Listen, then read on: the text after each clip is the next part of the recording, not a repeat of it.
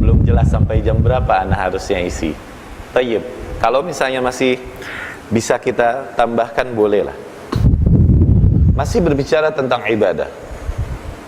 Setelah kita tegaskan, pada hakikatnya manusia yang merdeka, manusia yang terlepas dari penghambaan terhadap hawa nafsunya, manusia yang terlepas dari penghambaan terhadap lingkungan sosialnya, manusia yang terlepas dari penghambaan terhadap syahwat-syahwat yang tiada pernah ada habisnya, dan hanya lebih menyerahkan penghambaannya kepada Allah Subhanahu wa ta'ala dan Rasulnya sallallahu alaihi wasallam. Pada hakikatnya manusia demikianlah manusia yang merdeka. Maka kemuliaan seseorang satu sama lain nanti yang menjadi tolak ukurnya adalah salah satunya dalam mentaati hawa nafsu, mana yang lebih mentaati hawa nafsu dan mana yang lebih mentaati Allah Subhanahu wa ta'ala. Kadar ketaatannya ini yang membedakan manusia satu sama lain. Kita berlomba-lomba di situ. Tentunya seiring dengan keimanan kita nanti, yang dimana keimanan manusia manusiawi pastilah naik, pastilah turun. Iman sebagaimana yang disabdakan oleh Rasul sallallahu alaihi wasallam, yazdad wa yanqus, bisa bertambah naik, bisa turun, pasang atau surut. Ketika pasang iman seseorang, maka semangat dia melakukan ibadah, mencari ilmu, mengenal Allah, Rasulnya sallallahu alaihi wasallam. Ketika naik. Namun ketika keimanannya turun, maka lemah dia. Begitu malas menjalankan ibadah dan lain-lain. Ini ujian. Nanti masing-masing manusia mengalami hal demikian dan masing-masing berperang melawan hawa nafsunya. Setiap orang memiliki peperangan masing-masing dalam melawan hawa nafsunya, dalam melawan lingkungan sosialnya dan lain-lain. Hikmah terakhir yang mungkin hendak kami sampaikan tentang ibadah adalah bahwasanya Allah Subhanahu wa ta'ala menegaskan bahwasanya Allah Subhanahu wa ta'ala maha kaya, dan manusia begitu juga makhluk-makhluknya yang lain adalah fakir. Allah berfirman, ya ayyuhan nasu antumul fuqara'u ilallah wallahu huwal ghaniyul hamid. Iyasha yudhibkum wa ya'ti bi khalqin jadid. Wahai sekalian manusia, kalianlah yang fakir kepada Allah. Kalianlah yang fakir kepada Allah. Fakir maknanya apa? Fakir ini secara bahasa maknanya sangat perlu. Sangat perlu. Tayyib. Miskin maknanya perlu saja. Itu miskin. Tayyib. Maka fakir dan miskin, fakir lebih diutamakan untuk ditolong daripada miskin. Karena fakir jauh lebih memerlukan pertolongan daripada miskin. Adapun secara bahasa maknanya perlu. Allah berfirman, wahai sekalian manusia, kalianlah yang fakir kepada Allah. Allah lah yang maha kaya lagi maha terpuji. Maknanya kalianlah yang sangat memerlukan Allah. Allah tak perlu kalian. Maknanya demikian. Yani tidaklah kau bisa bernafas kecuali Allah beri kau oksigen. Tidaklah kau bisa minum kecuali Allah turunkan air. Tidaklah kau bisa dapat menikmati matahari dan segala khasiatnya kecuali Allah berikan sinar matahari. Tidaklah kau akan dapat minum kecuali Allah berikan rizki kepada kalian. Kalian yang sangat memerlukan Allah, Allah tak memerlukan kalian. Faham? Lalu mengapa Allah perintahkan kita untuk beribadah kepadanya? Padahal Allah tak memerlukan kita. Allah menegaskan, Allah maha kaya, lagi maha terpuji. Kenapa Allah paksa kita? Kenapa Allah perintahkan kita, wajibkan kita untuk beriman kepadanya dan beribadah kepadanya? Padahal Allah tak memerlukan itu. Pernahkah kita sadari hal ini? Hadis yang indah, yang panjang, diriwayatkan oleh Abu Dzar Al-Ghifari radhiyallahu anhu, bahwasanya Rasul sallallahu alaihi wasallam bersabda dalam sebuah hadis qudsi. Hadis qudsi adalah perkataan Allah yang Rasul riwayatkan, tapi tidak masuk di dalam Al-Quran. Itu hadis qudsi. Allah berkata demikian, demikian, demikian, namun tidak masuk dalam Al-Quran. Itu hadis qudsi. Hadis ini sahih, diriwayat Imam Muslim rahimahullah dari Abu Dzar Al-Ghifari, bahwasanya Allah Subhanahu wa taala berkata, hadis qudsi ini panjang, tapi di antaranya Allah berkata demikian.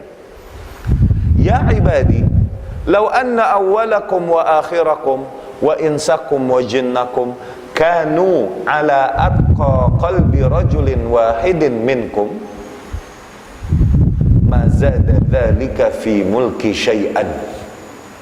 Wahai hamba-hambaku, apabila seluruh kalian sejak awal penciptaan sampai kiamat nanti, seluruh manusia, seluruh jin, semuanya berada dalam kondisi setakwa-takwanya hati seseorang di antara kalian,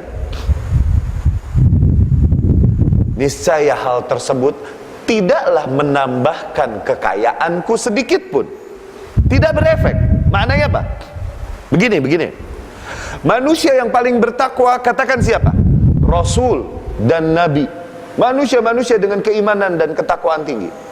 Katakanlah seluruh manusia dan seluruh jin, mereka semua beriman dan bertakwa kepada Allah sebagaimana para Rasul dan Nabi bertakwa kepada Allah. Kalaupun demikian, hal itu tidak menambahkan kekayaanku sedikit pun. Tidak berefek.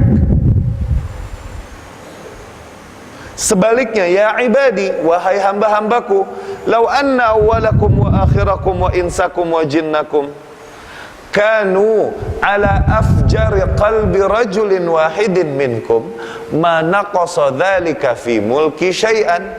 Wahai hamba-hambaku, andai saja seluruh kalian sejak awal penciptaan sampai kiamat nanti, seluruh jin dan manusia semuanya berada dalam kondisi serusak-rusaknya hati, sedurhaka-durhakanya hati salah seorang di antara kalian. Siapa manusia paling durhaka? Katakan. Siapa manusia paling durhaka? Misalnya Fir'aun alaihi la'natullah. Kedurhakaan dan kekurang hajarannya kepada Allah Subhanahu wa taala, bukan hanya dia tidak mau menyembah Allah dan menyembah hal lain, bukan hanya sebatas itu. Dia tidak mau menyembah Allah dan dia berkata, inni rabbukumul a'la, akulah Tuhan kalian yang maha tinggi. Dia berkata, dialah Tuhan yang maha tinggi. Kedurhakaan yang luar biasa. Sehingga konon syaitan pun kaget ketika Fir'aun berkata demikian. Syaitan pun terkejut ketika Fir'aun berkata, akulah Tuhan kalian yang maha tinggi. Syaitan pun terkejut. Ya Allah, berani amat. Enggak ada yang lebih durhaka dari dia. Katakan seluruh manusia dan jin hatinya sebagaimana Fir'aun. Allah berkata, seluruh manusia dan jin sejak awal sampai kiamat nanti semuanya hatinya seperti Fir'aun, durhaka kepada Allah. Mana qasadzalika fi mulki syai'an, itu tidak mengurangi kekayaanku sedikit pun. tidak mengurangi kehormatanku sedikit pun. Allah tetap maha kaya, maha terhormat, maha terpuji. Tidak berefek. Tayyib. Terus kenapa kita dituntut, diperintahkan untuk beribadah kepadanya, kalau memang Allah tak memerlukan itu? Tahukah kita mengapa kita lakukan sholat kita, puasa kita selama ini bagi Allah subhanahu wa ta'ala? Toh hal tersebut tidak berefek bagi Allah subhanahu wa ta'ala. Mengapa? Maka ulama memberikan beberapa jawaban bagi pertanyaan ini. Yang pertama, dikarenakan itu adalah hak Allah subhanahu wa ta'ala dan kewajiban kita untuk memenuhi hak Allah. Terlepas dari hal itu berefek atau tidak bagi Allah, itu haknya yang harus kita penuhi bagaimanapun.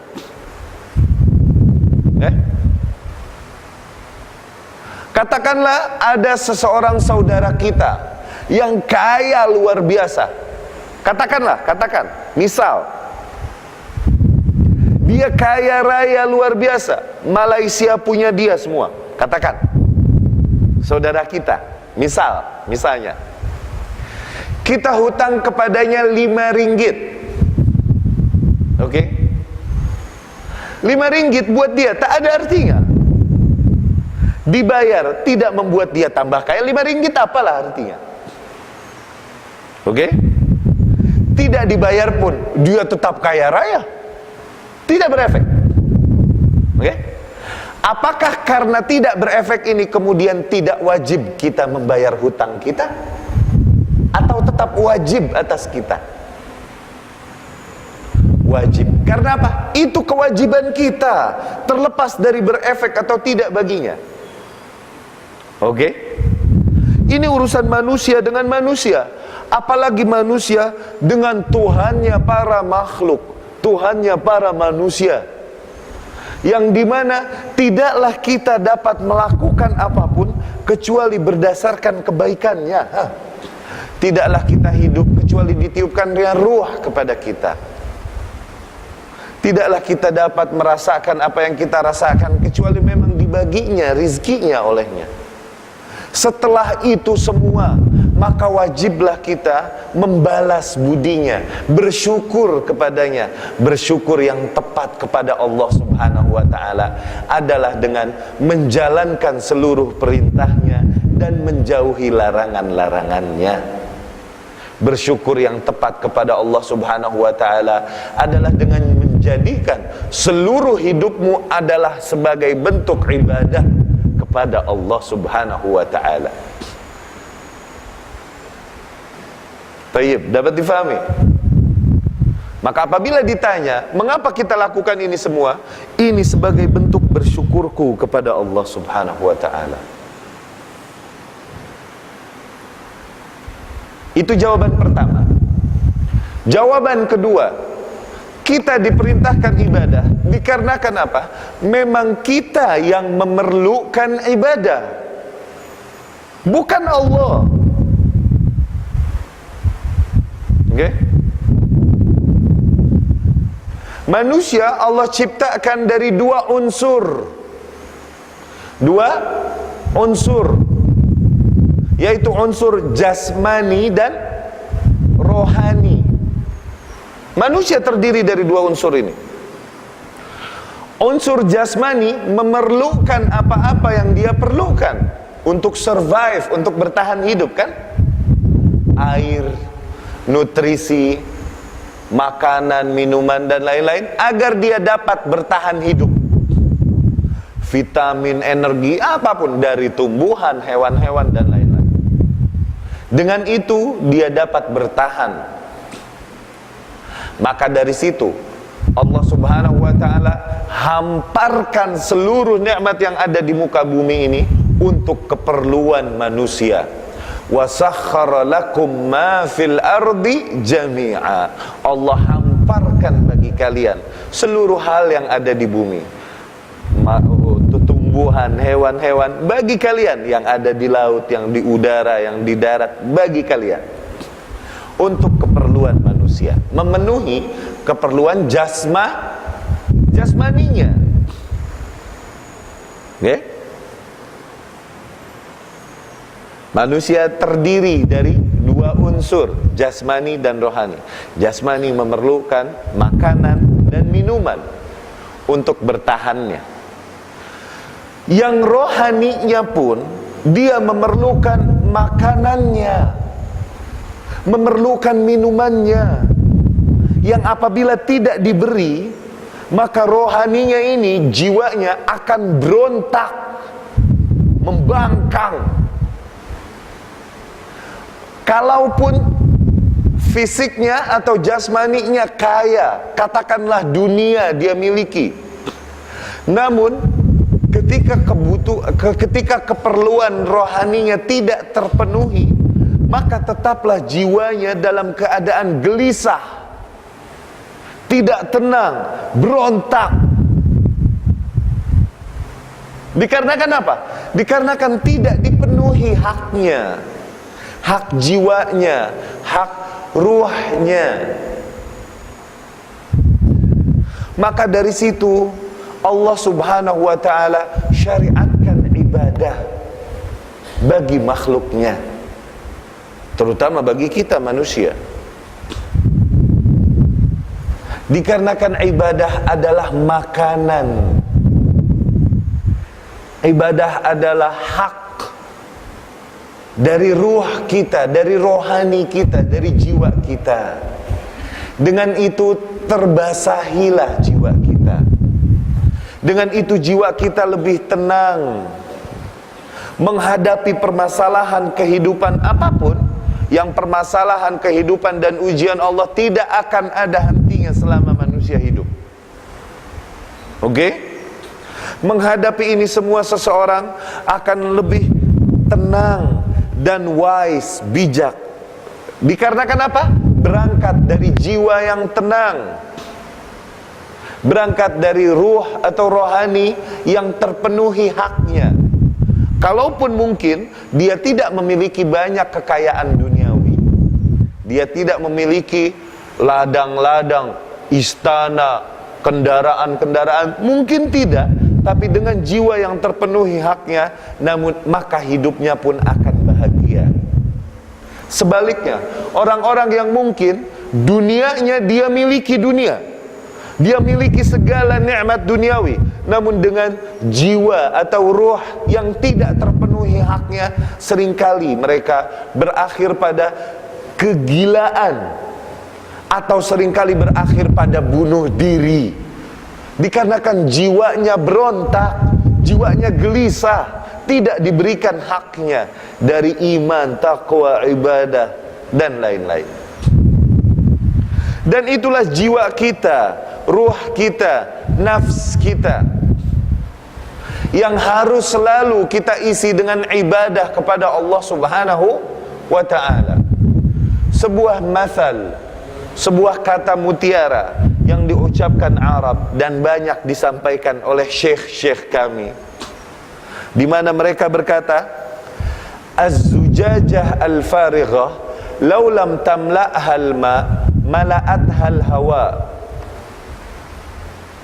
Sebuah botol di sini ya. Botol apa di sini? Botol. Sebuah botol yang kosong, apabila tak kau isi dengan air, maka otomatis dia akan terisi udara, ya kan? Tidak usah kau cari udara untuk mengganti posisi air, tidak. Udara otomatis akan mengisinya, ya kan? Karena apa? Karena kau tak isi dengan air. Itulah jiwa.